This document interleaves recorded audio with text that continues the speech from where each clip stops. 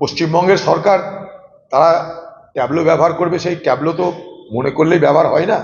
সেই ট্যাবলোর নিয়মকানুন অনুযায়ী সেই কোন কোন ট্যাবলোকে অ্যালাউ করবে, পাস করাবে, সেগুলোর জন্য কমিটিও আছে।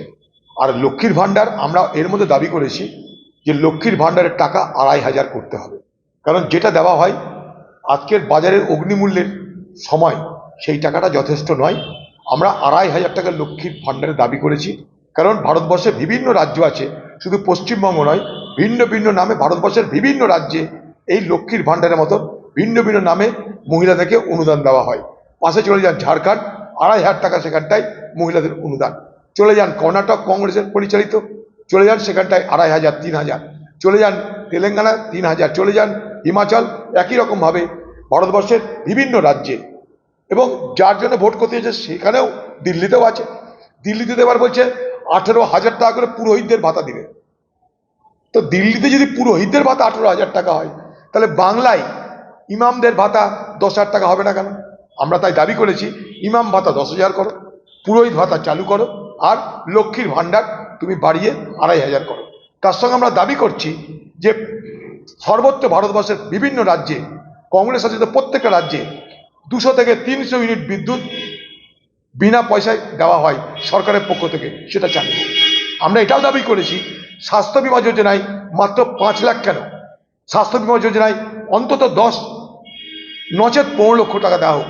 ঝাড়খণ্ড রাজ্য আমাদের থেকে গরিব রাজ্য, তারা সেখানে স্বাস্থ্য বিমা যোজনায় ১৫ লাখ টাকা দিচ্ছে, আমরা ৫ লাখ কেন? পাশের রাজ্য ঝাড়খণ্ড, সেখানটাই ১ কুইন্টাল ধানের দর ৩২০০ টাকা দেওয়া হচ্ছে, ৩,২০০। আমরা কেন পারি না?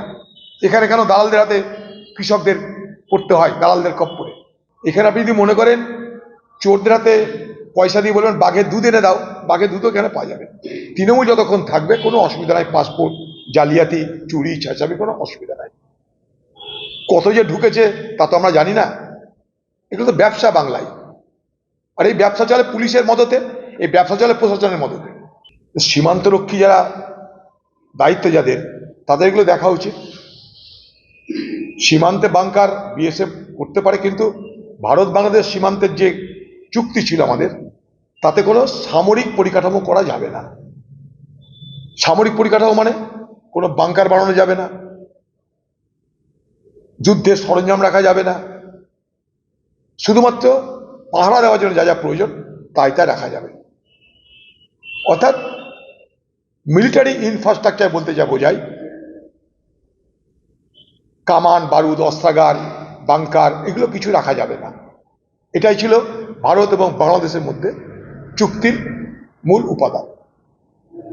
সেটা যদি না থাকে তাহলে বুঝতে হবে সেই চুক্তি কোথাও না কোথাও ভঙ্গ হচ্ছে, অথবা চোরাকারবারীরা সীমান্তের প্রহর আর দুর্বলতা নিয়ে তারা নিজেদের মতন করে সুড়ঙ্গ তৈরির কাজ করছে। যেমন পাকিস্তানের সঙ্গে ভারতবর্ষের সীমান্তে সুড়ঙ্গ হদিশ প্রায় পাওয়া যায়, আগামী দিনে বাংলাদেশের সঙ্গে ভারতের সীমান্তেও সেই সুড়ঙ্গ পাওয়া যাবে। তারই ছোটখাটো নমুনা দেখতে পাচ্ছেন। উত্তরবঙ্গ, দক্ষিণবঙ্গ, মধ্যবঙ্গ, পূর্ববঙ্গ, পশ্চিমবঙ্গ সব জায়গাতে একই অবস্থা। হাসপাতাল আছে, ইট কাঠ পাথরের হাসপাতাল আছে, সেই হাসপাতালের মধ্যে চিকিৎসা নেই, চিকিৎসা করার ওষুধ নেই, চিকিৎসা করার উপযুক্ত পরিকাঠামো নেই, কিন্তু বিল্ডিং আছে। নীল সাদা রঙের বিল্ডিং খুঁজে পাবেন। সেই বিল্ডিংগুলো করবার ১ থেকে ১.৫ বছরের মধ্যে সেই বিল্ডিংগুলোর পলেস্তারা খসে যাচ্ছে, তাও দেখতে পাবেন। যে কোনো হাসপাতালে যান, নীল সাদা বিল্ডিং মানে তৃণমূলের আমলে তৈরি হাসপাতাল, দেখবেন পলেস্তারা খসে পড়ছে, কারণ তৃণমূলের লোকেরা কন্ট্রাক্টারি পেয়েছে। দেখুন পিজি হাসপাতাল, কত পুরনো হাসপাতাল। ক্যালকাটা মেডিকেল কলেজ, কত পুরনো হাসপাতাল, ব্রিটিশ আমলের। এখনো কিন্তু দেখে বোঝা যায় একটা অট্টালিকা আছে। আর এসব নতুন নতুন অট্টালিকা, সেগুলোর পলেস্তারা খসে পড়ছে। হাসপাতালের মধ্যে দুর্নীতি, হাসপাতালের বাইরে দুর্নীতি, তাই পশ্চিমবঙ্গের হাসপাতালে মানুষ চিকিৎসা পাচ্ছে না।